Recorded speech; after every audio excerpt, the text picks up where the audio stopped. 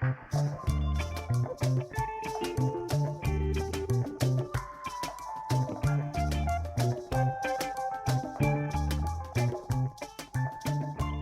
comunicação, ela tem, na medida que você tem mais informação, vamos pensar em termos da informação, e a comunicação, ela permite isso, né? Ela leva para um determinado público mais informação e ela provoca também, quer dizer, nesse público, alguma reação. Então, eu acho que nesse ponto ela ajuda e no nosso caso específico, na nossa história, ela ajuda a essa localidade aqui, esse morro, essa favela, a se reconhecer e a se pensar.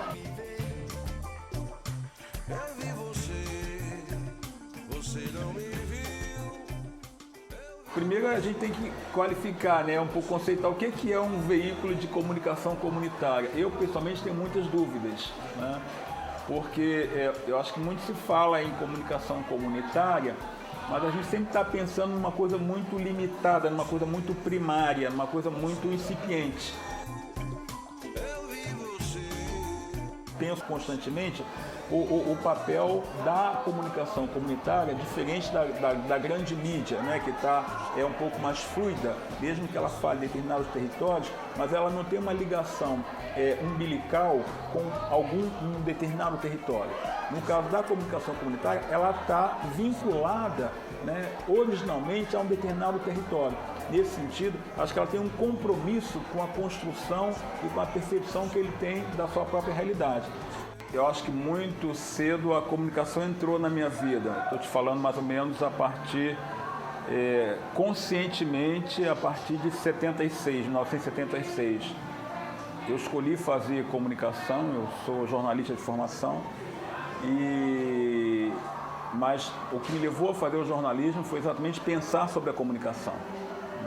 Aqui já no Santa Marta eu já mexia com alguma coisa de comunicação, pensando um pouco como é que a gente podia fazer para falar da favela para fora e falar da favela para a própria favela. O Grupo Eco nasce em 76. A gente cria o Grupo Eco em 1976, exatamente com essa motivação que é de criar um jornal para falar da favela.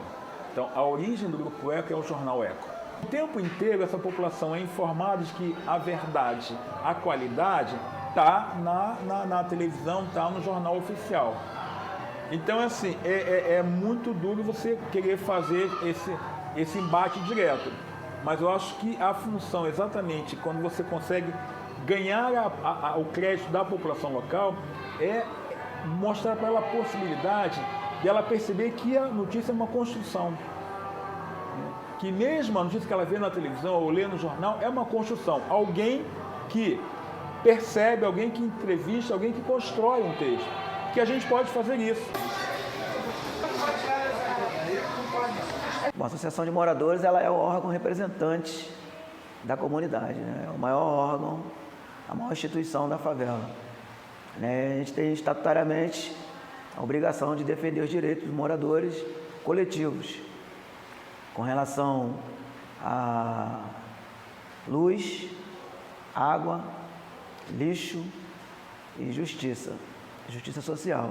A Associação de Moradores do Morro de Santa Marta ela foi fundada em 1965. A nossa Rádio Poste, a gente não seleciona texto nem tema, não. A gente é uma utilidade pública. Né? Vou te dar um exemplo. Essa semana sumiu um turista aqui. Estava andando e se perdeu do grupo dele. Um dos guias vieram na associação com um membro da comitiva e ele, na língua, né, do que se perdeu, ele divulgou na nossa rádio. E rapidamente trouxeram o turista até aqui a associação e se reintegrou ao seu grupo. Mas a gente faz a divulgação de tudo. É enterro, né, sepultamento, a criança que se perde, pedindo ajuda para um outro morador, pedindo ajuda para a própria associação, pedindo ajuda para alguma instituição. A gente vai estar divulgando agora a campanha de doação de sangue. Né? Então a gente auxilia a Clínica da Família Santa Marta. Ela é de 1001 utilidade. Atenção, atenção, comunidade do Santa Marta. Lembrando, né, que neste domingo Coletando Vidas aqui na nossa comunidade. Hein?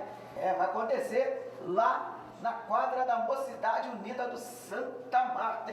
E neste evento teremos convidados, DJ Duda Santos, Kessia Estácio, Rio Maracatu, MC Formiga, MC Hulk, os Sensacionais do Passinho, MC André Ouro Negro, MC Sabará, MC Cabelinho. Convide seus amigos e agende a sua doação, hein? Seja um salva-vidas. Doe sangue. Vamos que vamos. Tamo junto. Pelo Santa Marta e para o Santa Marta. Nós temos uma rádio poste e temos uma rádio FM, né? Sendo que a FM, se o morador quiser, ele troca de estação. A rádio poste, ele é obrigado a ouvir o informe da Associação de Moradores. Não tem para onde ele correr. Você teve favela durante um tempo, chamado rádios postes, o alto-falante, como a gente chama, em várias favelas, foi um instrumento de comunicação muito importante, que acabou muita gente chamando isso de rádio comunitária. E eu faço uma distinção, porque eu acho que rádio poste, o alto-falante, isso é uma coisa, e a rádio comunitária, ela tem uma outra coisa. Porque o alto-falante, como tem aqui no Santa Marta, você é obrigado a ouvir o que a associação produz. É obrigado a ouvir o que é dito ali. Então, há uma imposição. E se não há uma discussão coletiva sobre que tipo de informação pode ser veiculada aí, há um certo autoritarismo. Fecho com visão, neguinho, é sem caô. Direto da favela, nós pregamos a paz e o amor. Demorou, nosso bonde já formou. Fiel e pro rap rua, mostrando seu valor. Fecho com visão, neguinho, é sem caô. Direto da favela, nós pregamos a paz e o amor. Demorou, nosso bonde já formou. No Santa Marta, a gente trabalha com hip hop. Temos um coletivo chamado Visão da Favela Brasil. Trabalhamos a princípio com hip hop, depois se expandiu com o cinema, com a comunicação comunitária, com a rádio comunitária Santa Marta e com os direitos humanos. Então, esse é o nosso coletivo Visão da Favela Brasil e desde 2006 está aqui atuando no Morro Santa Marta, Botafogo, Rio de Janeiro. A Rádio Santa Marta começou em 2010 e foi até 2011. Foi 8 meses ela no ar, mudou toda a sociabilidade do morro, as pessoas começaram a escutar uma voz local, não só uma, várias, começaram a participar, indo na rádio, ligando na rádio. Começamos a unir pessoas que de repente não tinham contatos. Começamos a levar histórias de pessoas do morro. Foi um dos maiores projetos que aglutinou mais de 30 pessoas do Morro Santa Marta diretamente, trabalhando na rádio, na emissora, sem ganhar salário. Então, isso prova que essa insistência dos projetos comunitários voltados para essa população tem que dar continuidade. Não é fácil porque não tem investimento. Quando tem investimento governamental, você tem que ter você tem que dar resposta para eles. E a gente, às vezes, esses projetos deixam engessados, nossos projetos comunitários, porque a gente quer fazer algo livre. A gente não quer ter responsabilidade de ficar mostrando logo de empresa. Não, isso aí a gente percebe que essas corporações empresariais tentam, na verdade, ganhar nome em cima dos nossos projetos. Por isso que o Visão da Favela Brasil é autônomo. Ele não tem vínculo com partido político, ele não tem vínculo com empresas. Tudo que que nós fazemos é autônomo. Pessoas ajudam, né? Pessoas que acreditam no nosso projeto ajudam. A gente vende alguns produtos como camisa, CD, livro, DVDs para poder manter esses projetos. Porque de forma autônoma a gente vai poder falar o que quer, o que a gente pensa e quando a gente quer. E quando você tem patrocínio de empresas, você tem que sempre mostrar relatório. É um controle. É um controle da cultura, é um controle das ações. E a gente está fora desse eixo.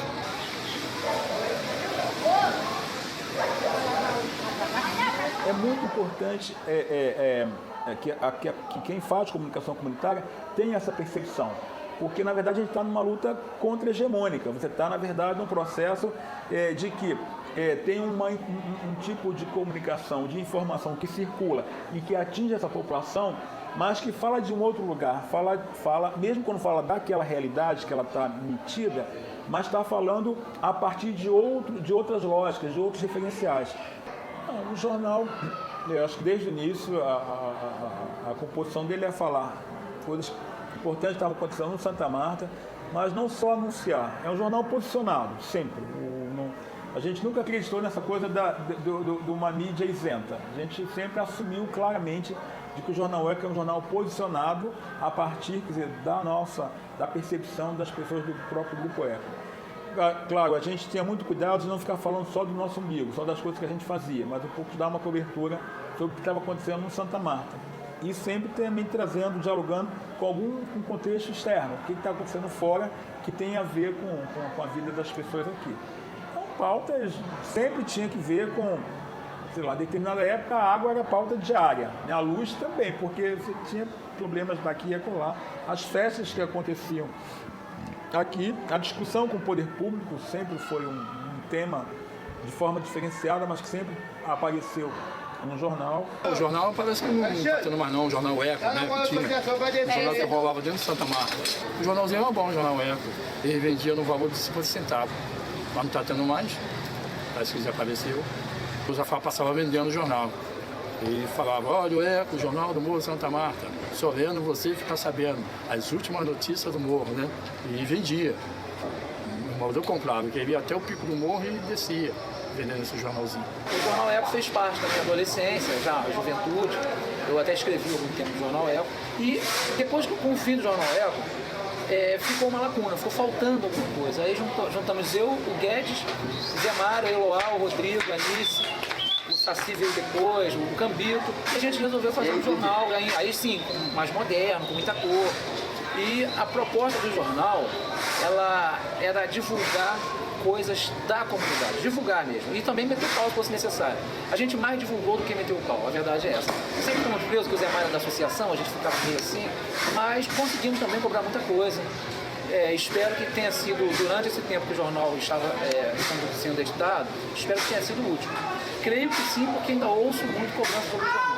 E a gente sentava na porta do bar e, claro, cada um dando sugestões. O Zé Mário vinha com a pauta administrativa da associação e o outro vinha com ideia de esporte. Entendeu? Era mais ou menos assim. E sempre tem o pessoal que chegou ali para saber o que está acontecendo, aí pega um copinho de cerveja e, eu tenho uma ideia e tal. Aí a gente analisa. Diz assim, a sugestão, o critério de seleção é o critério da responsabilidade. Quem vai assinar sou eu. Então, peraí. Até que ponto eu vou poder responder sobre isso que eu estou colocando?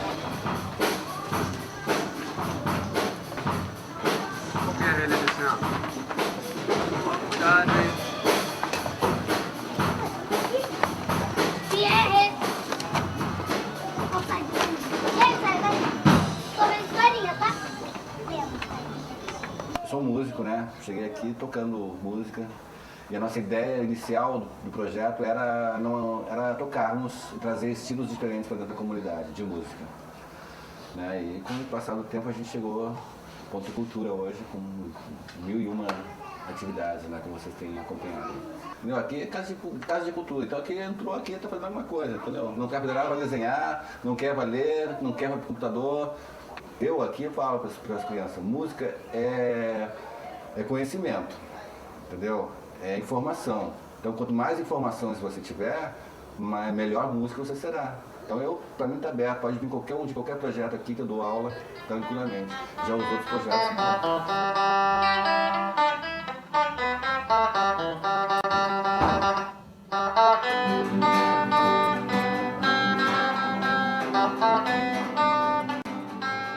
Essa é a ideia do projeto, então que a criança aprenda aqui dentro da Casa Cultura música. Com essa música ela faz o que ela bem entender, entendeu? Não é pagode, não é jazz, não é MPB, não é samba, mas é música. Então ele vai decidir o que ele vai fazer com a música. Quando termina a aula, aí terminou a aula, a gente pode tocar, fecha aqui, eu mesmo saio de fora. Eles fazem, quebrem tudo, eles quebraram mesmo, né? O que a gente faz aqui basicamente é desenho, né? Que é alguns princípios básicos assim, acadêmico do desenho mesmo, que é forma, perspectiva, observação. E artesanato, a gente faz artesanato, gosta de mexer com pintura, porque o público maior que a gente tem aqui, a gente percebeu que é criança, né? A gente quer estar sempre trabalhando com qualquer público, mas aqui tem muita criança, aí a gente tenta dar a eles a chance de experimentar qualquer tipo de material. O objetivo principal, maior, que a gente nota também no ponto de cultura, aqui, Espaço Santa Marta, é que a gente pode estruturar as crianças, porque eles não vão ficar pensando que a arte é uma coisa impossível de fazer. A arte é sempre uma espécie de resposta ao ambiente. Então, essa que é a ideia, né? De poder deixar eles também transmitirem sempre, né? A realidade agora é assim, as pessoas compram muitas coisas, aí a arte vai e responde dessa maneira, né? A gente está vendo cada vez mais as pessoas fazendo arte com material reciclável.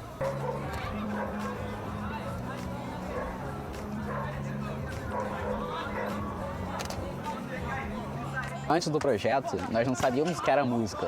Nós não tínhamos gosto musical, vamos dizer assim. Daí, certo dia, eu vi ele subindo com o violão e tal, e perguntei, cara, o que é isso aí? Que instrumento é esse aí? E ele foi lá, com todo carinho e tal, e me apresentou os instrumentos. E daí eu perguntei, pô, o que você vai fazer com isso?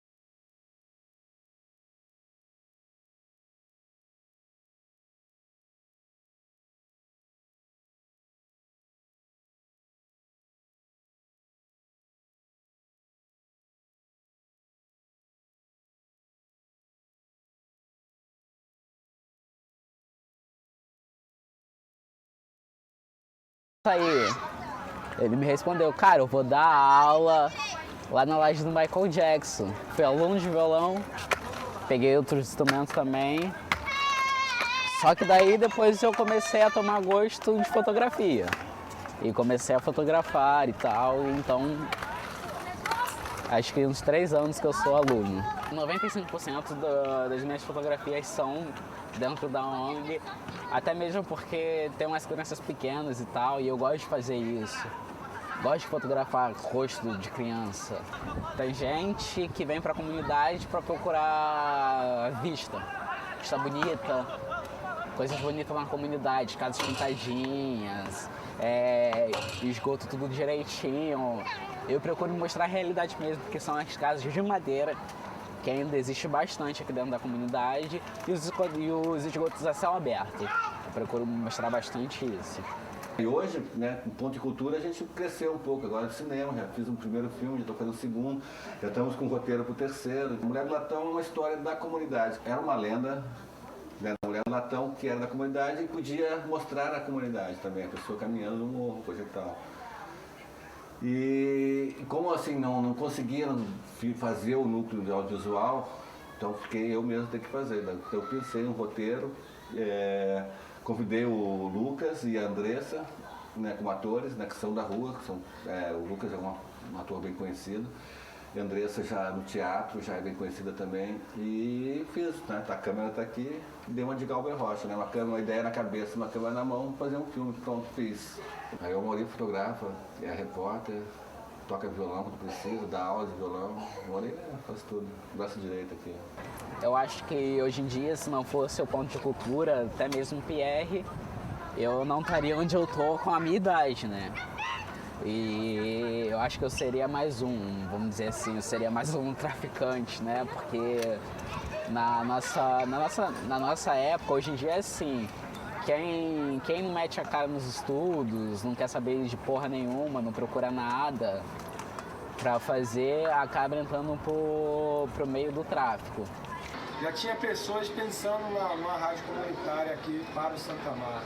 Pessoa como Mosquer, que foi um dos pioneiros, fundadores, o Lula também que estava junto. Eu já pensava em rádio como cantor de hip hop, eu já participei de várias rádios comunitárias e sabia da importância de uma rádio comunitária para o seu território, sua terra, sua comunidade. Então, quando eu conheci o Square, ele me falou desse projeto da rádio comunitária que estava pensando em colocar. E aí eu apoiei De início eu apoiei, de pronto eu apoiei esse projeto. A gente tocava de tudo, todos os artistas. As músicas que chegavam através do e-mail, a gente tocava, e sem precisar pagar. Isso que é interessante das rádios comunitárias de verdade, né? A rádio comunitária que seja de verdade, que seja para todos. Que tem uma gestão, mas que não tem um dono. A rádio forma os programas nas reuniões, essas reuniões quinzenais que a gente fazia lá no Grupo Eco.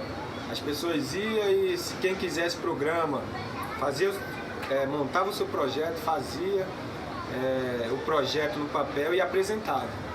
E aí a gente ia discutir. Mais uma vez, reunião hoje lá no Eco, tá?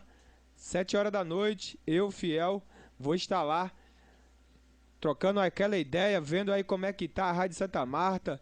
Lula já tá presente aqui e vamos ver qual é a pauta, né, do dia. Quinzenal é a nossa reunião. Sempre a gente tá discutindo para melhorar toda a programação e toda a infraestrutura para você que é o nosso ouvinte. Porque aqui eles dão valor muito às pessoas que são crias do Santa Marta. Né? Então, nós que somos pessoas que chegamos de fora, precisamos se adaptar muito aqui à comunidade. A gente tem que passar por algumas etapas de adaptação, não nossa, mas deles com a gente. Né? Então, até mesmo, eu já morei no Vidigal, na Rocinha, aqui é a única comunidade que eu vejo você tem que eles têm que se adaptar com a gente, né? Não é a gente se adaptar com ele, é diferente, entendeu? E a Rádio Santa Marta, ela tentava cortar esse elo, né? O Fiel, ele sempre foi bem, colocou sempre esse ponto de vista que a comunidade é aberta para as pessoas que têm interesse na comunidade, né? Não de explorar a comunidade, mas fazer que a comunidade cresça e venha dar um bem social melhor para todo mundo. É muito boa mesmo. Ela é bem divulgada, porque ela quase todo dia, mas depois falava que estava dando interferência no avião do passeio, o avião da TAM, da Gol, né, da Avianca, falava que o outro também estava ouvindo a Rádio Santa Marta, aí botava os publicistas para poder acabar com a rádio SPM, né? Hoje a gente tem um problema enorme, porque a legislação brasileira é horrível em relação à rádio comunitária, é muito restritiva, então você tem ideias, tem projetos, mas você tem poucas rádios comunitárias funcionando de fato nessas áreas. Na nossa rádio, a gente não recebeu nenhum aviso de fechamento, pelo contrário, a gente estava aqui fazendo a rádio no dia 3 de maio de 2011. Foi 3 de maio de 2011, onde se comemora a liberdade de imprensa no mundo. A gente tivemos aqui a Polícia Federal, a Anatel, e sem nenhum argumento, sem nenhum documento formal, vieram e fecharam a nossa rádio, prejudicando diretamente 6 mil moradores que escutavam a rádio, que se informavam através da rádio. E num dia emblemático, né, cara, onde se comemora a liberdade de imprensa no mundo. Quer dizer que a gente não tem liberdade nenhuma. Pacificação, a gente dá um entendimento de paz, de voz para a população, de progresso para essa população.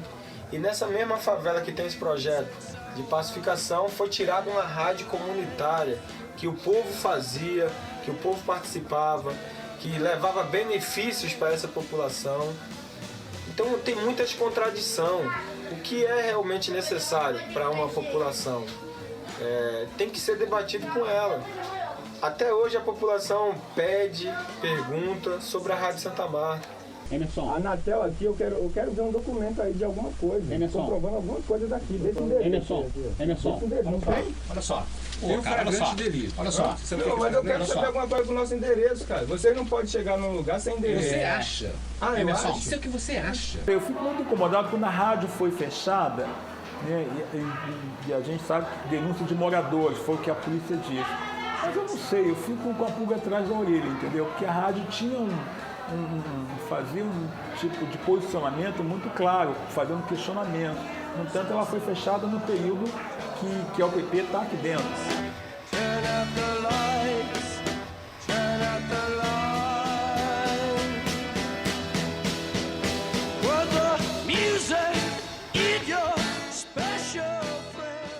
Depois que entra a polícia em Santa Marta no final de 2008, entrou também vários outros problemas.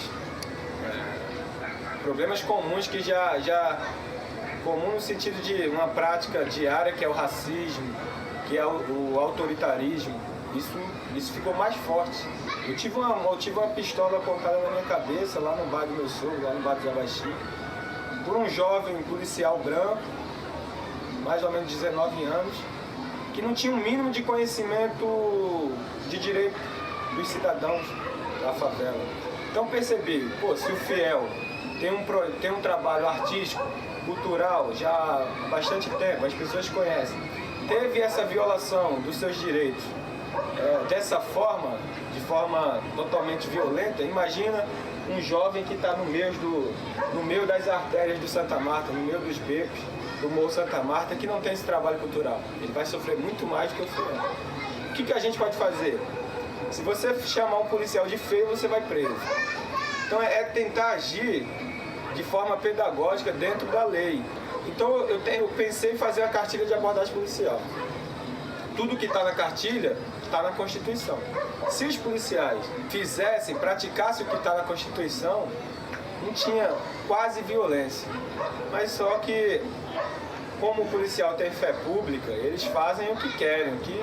Se você não filmar um ato irregular da polícia, o delegado chegando na delegacia, ele tem que acreditar no policial. Então a ideia da cartilha foi para garantir direito à população. Após a cartilha, diminuiu muito a violência policial. Ainda tem, muita coisa a gente nem sabe, mas após a cartilha mudou muito. O policial percebeu que o favelado pensa, percebeu que o favelado é ser humano, que ele tem direitos, e que não é entrando na favela, dando porrada, que vai trazer alguma coisa de melhoria para essa população. A população tem que participar. Fazendo um show num evento popular chamado Pago Rap, lá no bar do meu sogro, tinha acabado de lançar a cartilha. A cartilha saiu em vários meios de comunicação de massa, Globo, Extra. A polícia não se manifestou perante a cartilha. Ela não quis falar, ela não quis reconhecer essa cartilha como algo legal. Isso é até contraditório, porque se realmente tivesse uma polícia que fizesse jus ao nome pacificadora, ela pegava essa cartilha e divulgava. Mas ao contrário, ela viu como um afronte. 12 policiais chegou no bar do Abaixinho e invadiu o espaço privado, que é irregular. Isso não acontece no restaurante, no Copacabana, nas Palas, não entra a polícia invadindo e acabando com a festa. Aí como estamos num território chamado favela, para a polícia tudo é possível. E me deu voz de prisão por desacato de autoridade, porque eu falei no microfone que eles não podiam ter entrado no bar e desligado o som. Se era pacificadora, tem que dialogar. E aí eu fui preso, arrastado pelos becos, tomei porrada. E aí os policiais perguntavam, cadê sua cartilha agora para te garantir? A gente sabe que um papel não vai garantir que não sejamos violentados, mas é o que a gente pode fazer, exigir nossos direitos. Em 99, teve a ocupação do BOP aqui em Santa Marta. Antes de existir o PP, aqui já teve uma ocupação social. O BOP ocupou o morro aqui, né, e o presidente em exercício na época, Luiz Antônio, estava passando por uma dificuldade, né, e a polícia queria pegar ele, queria bater nele. Né, e ele estava aqui na associação, ele veio dormir aqui, com medo de ser espancado. E nisso ele está dormindo aqui, os policiais começaram a bater na porta, chamando ele. Ele ligou o serviço de alto-falante, ligou a rádio, e através do nosso sistema, ele começou a divulgar para a comunidade, que estava sendo ameaçado de morte, né? Estava cheio de policiais do BOP na porta da associação, querendo prendê-lo, querendo levá-lo, e estava pedindo ajuda, e pediu ajuda da comunidade. A comunidade de pronto atendimento desceu, né, para testemunhar, e acabou que só ficou na conversa ali na porta da associação e tudo liberado, até porque ele era uma pessoa de bem. Né? Mas nesse caso, a comunidade, né, ela defendeu ele talvez até da morte. Mas o bom disso tudo é porque hoje a gente tem o maior legado da cidade, né? Que o maior legado que o PP deixou foi a comunidade não ser mais considerada como uma área de risco. Né? Então, não tem mais porquê o poder público não adentrar nessa comunidade. Então o jornal é um grande veículo para a gente estar cobrando ali, né, do poder público, da sociedade, a participação, porque a favela faz parte da cidade. Meados da década de 70 para cá, estou falando de 75, 76, a partir dessa data, primeiro que o Brasil está vivendo um momento muito particular. Exatamente, ele está saindo de uma ditadura mais pesada, mais fechada, em que os movimentos sociais não tinha espaço de participação, tinha muita dificuldade. Mas já em 76 você começa o que a gente chamou de distensão política, em que começam alguns movimentos a mostrar a cara e o próprio movimento das favelas do Rio de Janeiro começa a se organizar e começa então a ocupar alguns espaços públicos. E exatamente no momento que a gente está no chamado milagre econômico, que permitiu que os pobres comprassem televisão e geladeira, que era aquelas prestações de 36 vezes, isso permitiu que o pobre acessasse a eletrodoméstico que ele não tinha até então. Só que isso chega no momento em que as condições para funcionamento desses eletrodomésticos não existiam. A eletricidade era muito ruim. Então você tem uma tensão muito grande, falta de água, uma luz muito ruim e as condições físicas da favela péssimas. E então, nesse momento, a própria Associação dos Moradores de Santa Marta, que está sem promover uma eleição desde 71, a gente está em 76, entrando em 77, e não tinha mais um processo político aqui dentro, e a justificativa do presidente da época era, olha, não tem condições políticas para tal. A gente não tem como contar com o poder público, está tudo fechado e por isso também não tem como mobilizar os moradores para isso. Então, esse era o panorama. Então, em 76, quando a gente lança o jornal Eco aqui, a gente está exatamente nessa mesma onda que eu acho que estava acontecendo em outros lugares do Rio de Janeiro. Há um certo respirar, uma retomada da mobilização social no Rio de Janeiro. Quem tem informação domina o mundo. Quem não, está acontecendo um monte de coisa. O que está acontecendo no mundo? Não sei. Você está vendo subir um monte de gente. A Coral vai pintar todas as casas? Não vai? Como é que é isso? Quem tem direito a ter a casa pintada? Então o jornal é um veículo que vai esclarecer essas coisas. Mas não, o governo não gastou tanto, aí vem a gente abre espaço também, aí alguém vem e fala, olha, o governo não gastou X, foi Y. Não vai ser construída a casa, vai ser construída a ponte.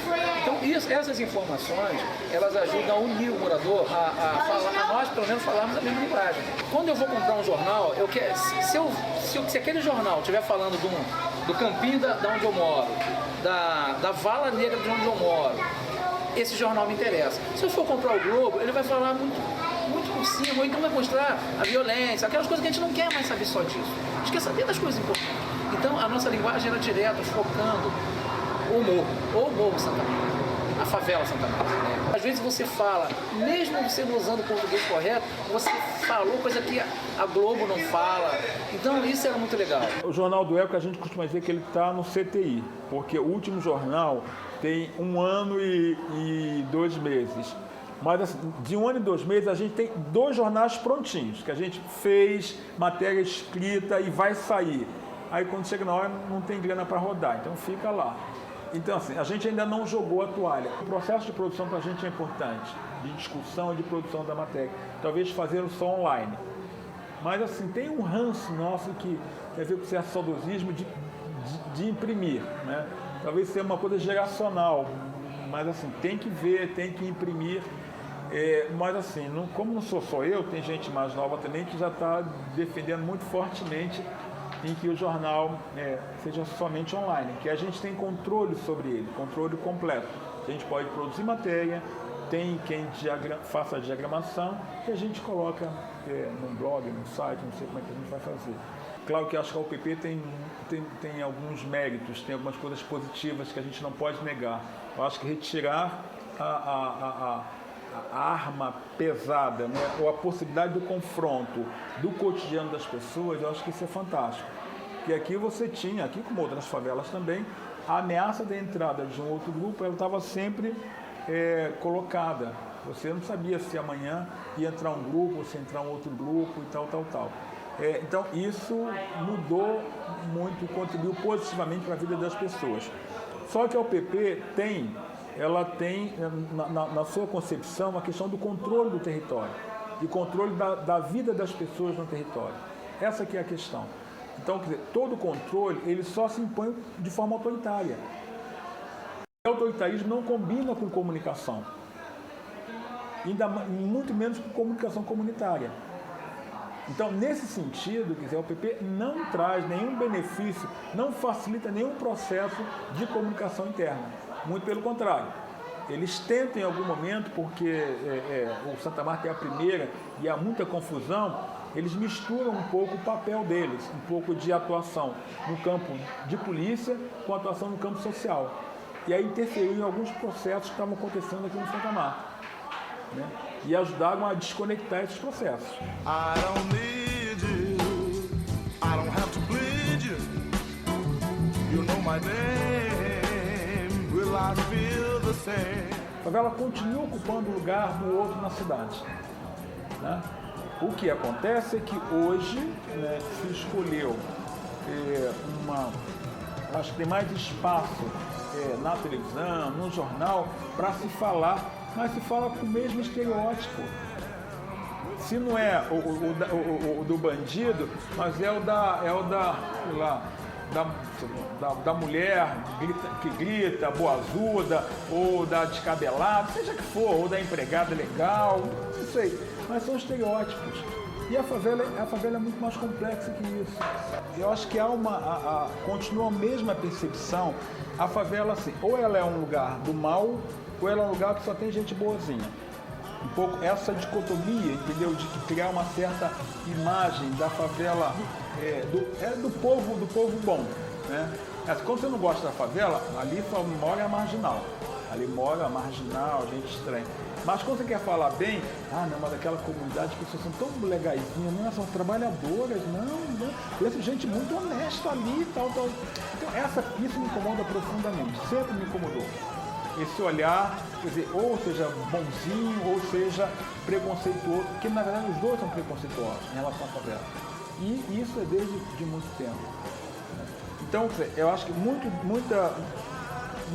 veículos da comunicação comunitária buscaram exatamente ser um contraponto a isso.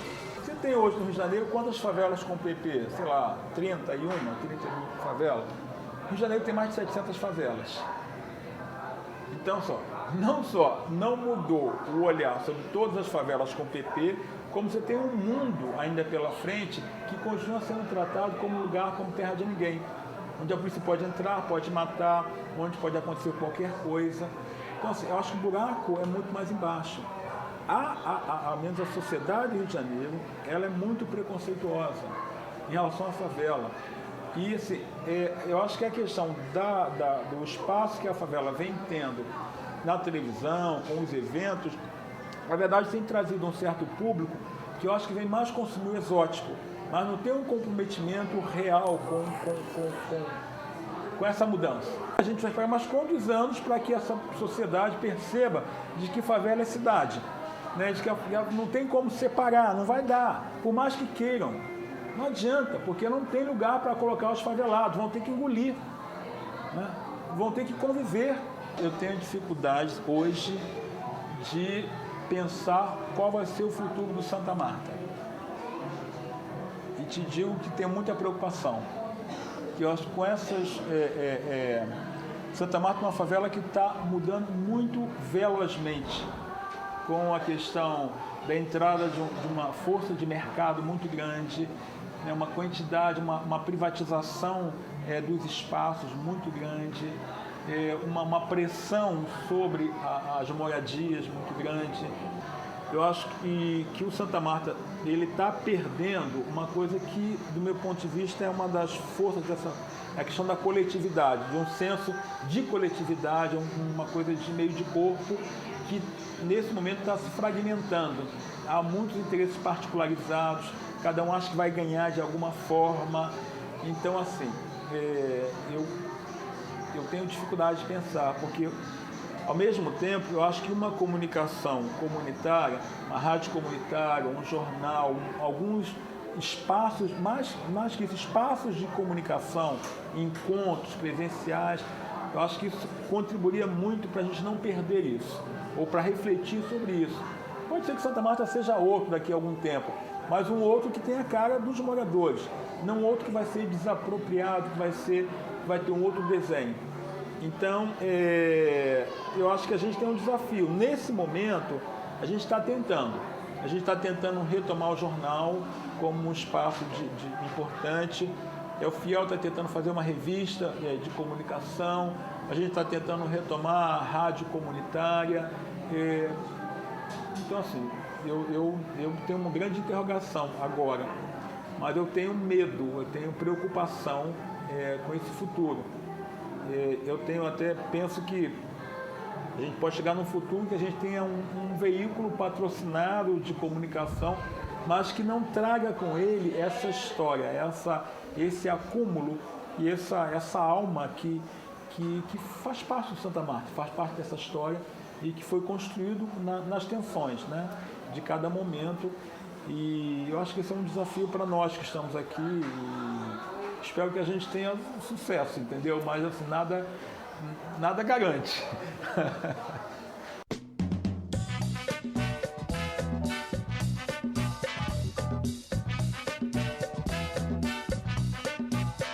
A vida em seus métodos descalma. Vai com calma, você vai chegar.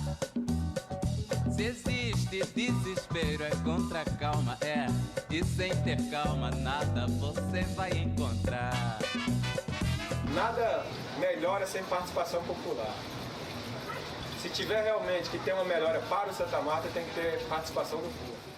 Se existe desespero, é contra calma, e sem ter calma, nada você vai encontrar. Deus Pai Criador criou com calma, e em 7 dias muita calma demonstrou. Vocês aí